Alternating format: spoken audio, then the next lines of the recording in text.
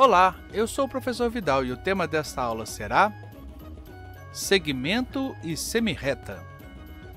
Olha, para não interromper a aula depois, já aperta o joinha e se inscreve no canal. Eu espero!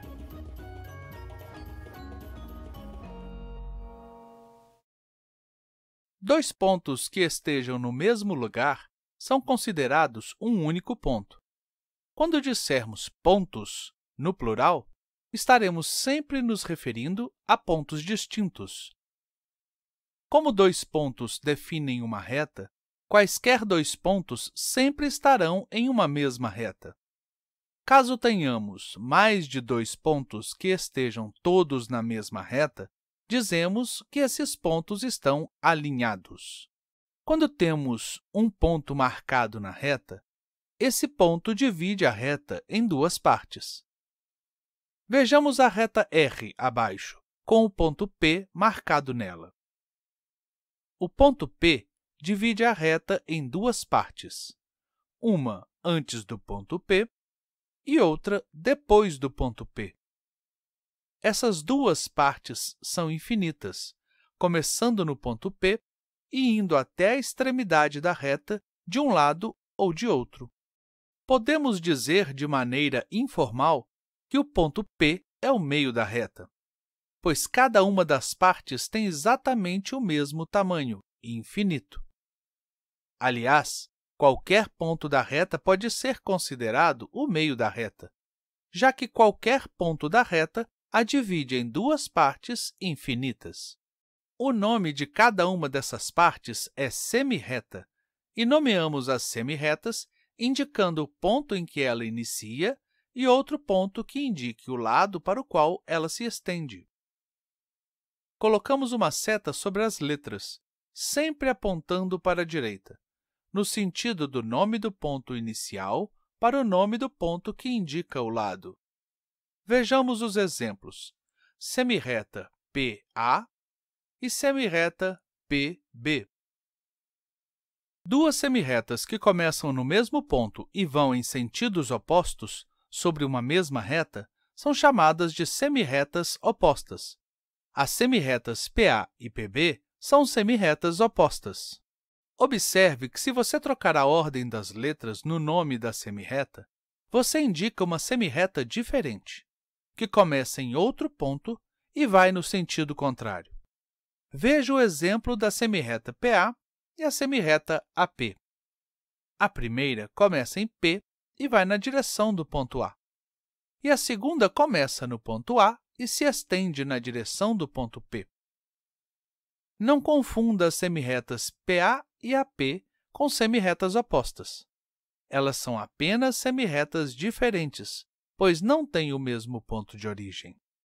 Se marcarmos dois pontos na reta e quisermos nos referir apenas ao pedaço da reta entre eles, chamamos esse tipo de pedaço da reta de segmento. Um segmento é nomeado pelos seus pontos extremos. O segmento que vai do ponto M até o ponto N é chamado segmento MN ou NM, pois é irrelevante qual ponto é o ponto inicial e qual é o ponto final do segmento. Sobre as letras, colocamos um traço sem setas para indicar que nos referimos a um segmento.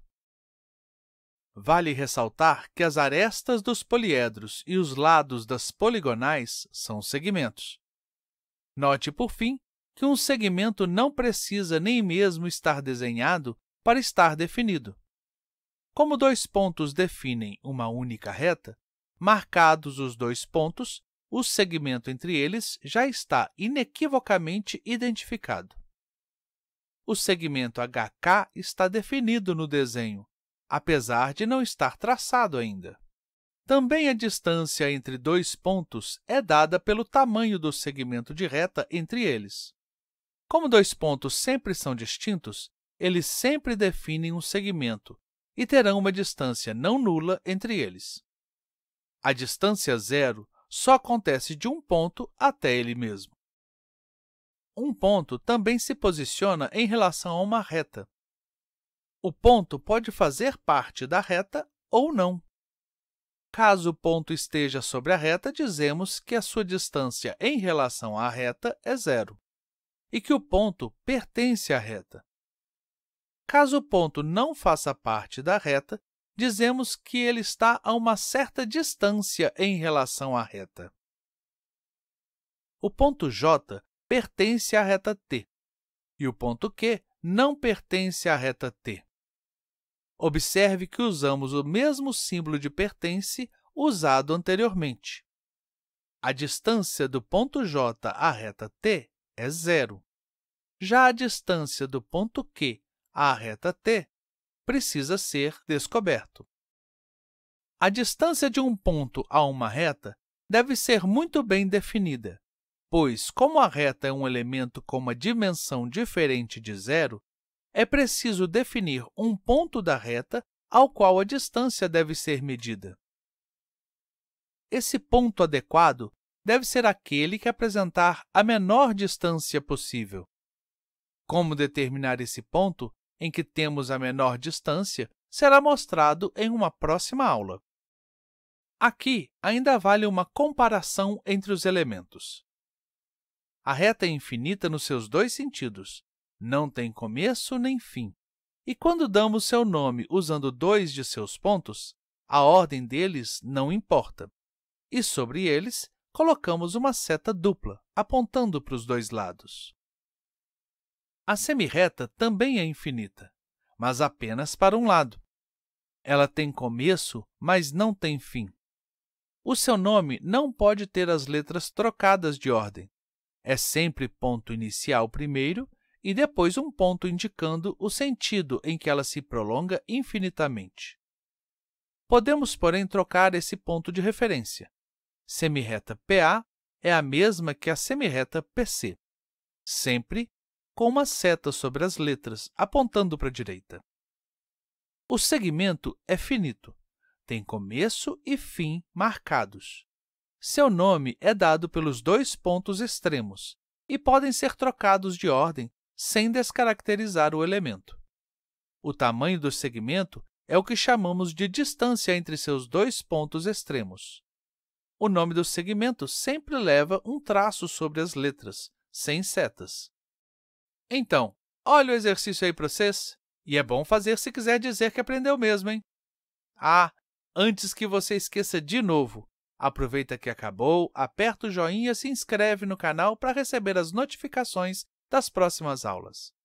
Vou deixar esse quadro alguns segundos no vídeo para você copiar. Se precisar, aperte o pause. Se tiver dúvidas, pode perguntar nos comentários abaixo, que algum colega pode te responder e, na medida do possível, eu mesmo vou corrigindo. Bom trabalho!